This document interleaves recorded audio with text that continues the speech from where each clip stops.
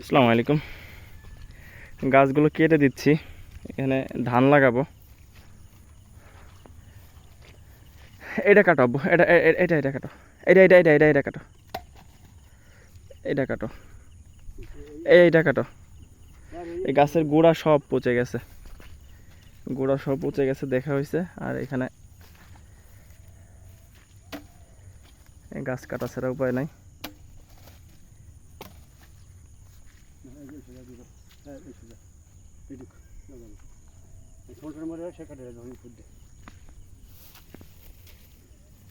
এই ঘন বৃষ্টির কারণে পানি জমে জমে গাছগুলো মরে গেছে, কিচ্ছু করার নাই। মানে এখানে ধান লাগাবো।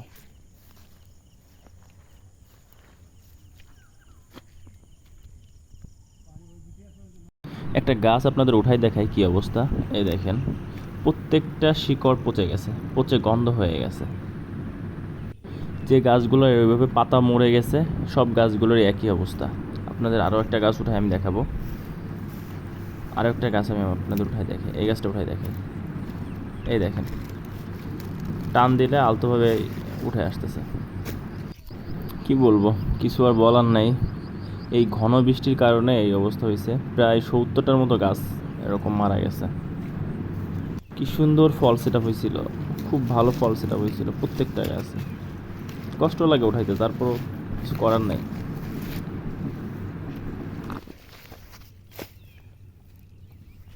প্রত্যেকটা গাছের গোড়াটা পচে গেছে, দেখেন একবারে শেষ। এটা উঠাই দেখাই।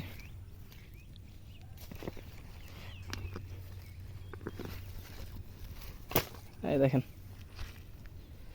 কি পরিমাণে পেঁপে ধরছিল। এই দেখেন সব পচে গন্ধ হয়ে গেছে, পচে গন্ধ হয়ে গেছে।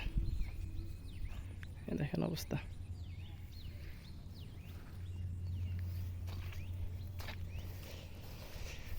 এটা যদি দেখায়, দেখেন এখান থেকে পেঁপে ছিঁড়ছিলাম, 7-8 কেজির মতো ছিঁড়ছিলাম, আর এইগুলো রেখে দিছিলাম।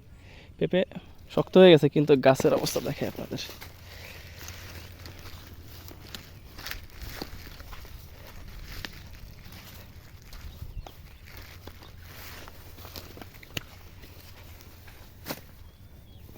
এই দেখেন, এই মূলটাই দেখেন পচে গেছে, একবারে পচে গন্ধ হয়ে গেছে। দিয়ে একটা শিকড় ভালো আছে, এই দেখেন মূল পচে গেছে,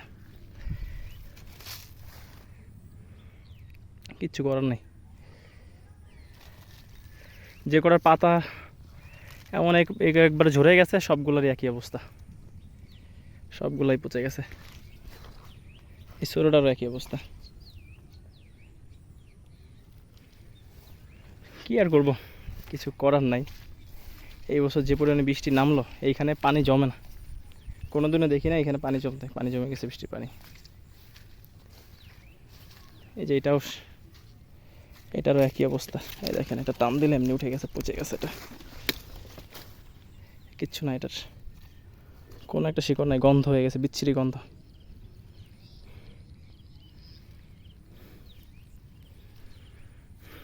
এগুলো শেষ, উঠাই ফেলাবো এইখানে।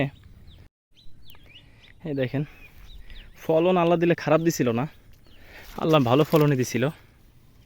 কিন্তু রিজিকের একটা ব্যাপার আছে, রিজিকে যদি না থাকে কখনোই পাবেন না। রিজিকে না থাকলে কখনোই পাওয়া সম্ভব না। দেখেন ফলন একবারে খারাপ না, এর থেকে ভালো ফলন আশা করা যায় না। যে ফলন গাছের, এর থেকে ভালো ফলন কীভাবে আশা করি। গাছ যদি আপনার 1 বছর রাখা যায়, তো এক এক গাছের থেকে না হইলে আপনার 1500-2000 টাকার পেঁপে ছিঁড়া যেত। কিছু বলার নাই, কিছু করারও নাই, এটা হাতেও নাই কারোর। এই গাছটা টিকতে পারে, দেখা গেছে 2-1টা শিকড় ভালো আছে, এই জন্য টিকে আছে, এটাও বলা যায় না। তবে এই পাশের গাছগুলো মোটামুটি ভালো আছে। দেখেন, তো এইগুলো একবারে শেষ, নিচ দিয়ে যেগুলো ছিল সব শেষ।